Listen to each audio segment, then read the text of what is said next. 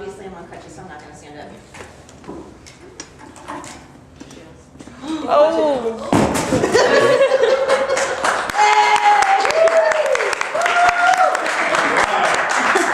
Hey, microphone. I got it. I'll get you. Don't worry about it. Got your back covered. Oh my gosh. Is there a way you push that down a little so your face is still covered? There we go. There. Is that better? Yeah. Thank you. All right, so this morning I'm going to talk about tithing. Something I'm kind of nervous about talking about, but something that I absolutely believe in, and I see it as a part of worship. And since I love worship, I love to tithe. Yeah. There's an anonymous quote that says, "Givers can be divided into 3 types: the flint, the sponge, and the honeycomb. Some givers are like pieces of flint. To get anything out of it, you must hammer it, and even then you only get chips and sparks. Others are like a sponge. To get anything out of a sponge, you have to squeeze it, and squeeze it, and squeeze it hard, because the more you squeeze a sponge, the more you get. But others are like a honeycomb, which just overflows with its own sweetness. That is how God gives to us, and it's how we should give in return." My kids and I have seen God move in some major miraculous ways when we are faithful and obedient to tithe.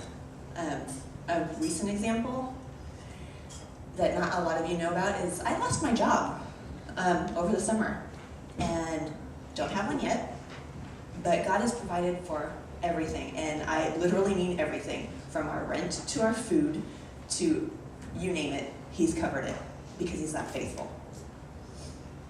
And I believe that it's because I've been faithful to tithe.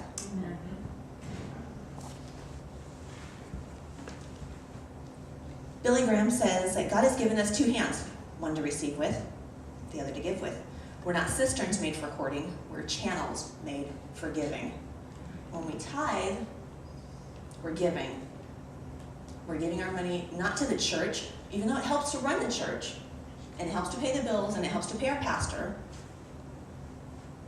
We're giving out there. We're sending the gospel to the 4 corners of the earth where it needs to go.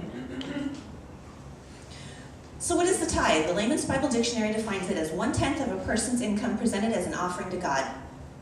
And then it adds, see also stewardship. So I looked up stewardship. And stewardship is defined as wise and responsible use. Turn my page here.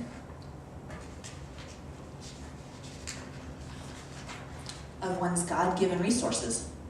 Christian stewardship is based on God's ownership of all things and man's assigned dominion of God's creation. Good stewardship involves faithfulness in use of one's time, according to Ephesians 5:16, talents, according to 2 Timothy 1:6 and 2:15, and money, according to Malachi 3:10. I'm going to try to avoid using scriptures that we all know. I tried pulling out scriptures that kind of were different, but still relate to tithing and to giving. Tithing is a verb. It requires action. Nehemiah 13:12 says, "Then all Judah brought the tithe of the grain, the new wine, and the oil to the storerooms." It's holy. Leviticus 27:30 says, "And all the tithe of the land, whether the seed of the land or of the fruit of the tree, is the Lord's. It is holy to the Lord." CBSNews.com stated that Americans donate $295 billion a year to charity, with just under a third, only $97 billion to religious organizations. I think that's kind of sad, because I think that the church does most of the charity work. We do the counseling, all the different ministries that we do, and we only give $97 billion a year. On average, Christians are giving about 2.5% of their income to churches. 2.5%. That's not a tithe. A tithe is 10%. Malachi 3:8 says, "Will a man rob God? Yet you have robbed me. But you say, wherein have we robbed you? Thee, in tithes and offerings." It's all about attitude.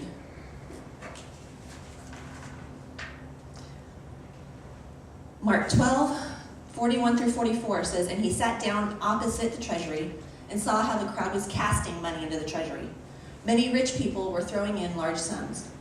And a widow who was poverty-stricken came in and put 2 copper mites, the smallest of coins, together which make half a cent.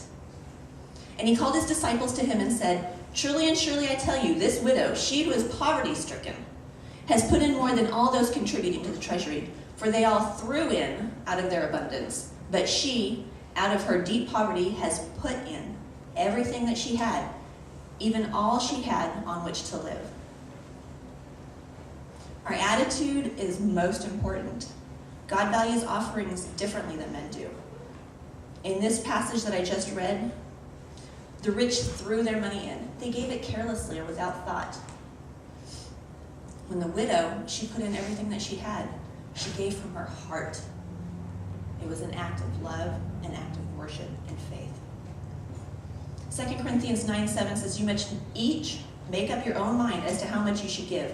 Don't give reluctantly or in response to pressure, for God loves the person who gives cheerfully. Proverbs 11:28 says, trust in your money and down you go. But the godly flourish like leaves in spring.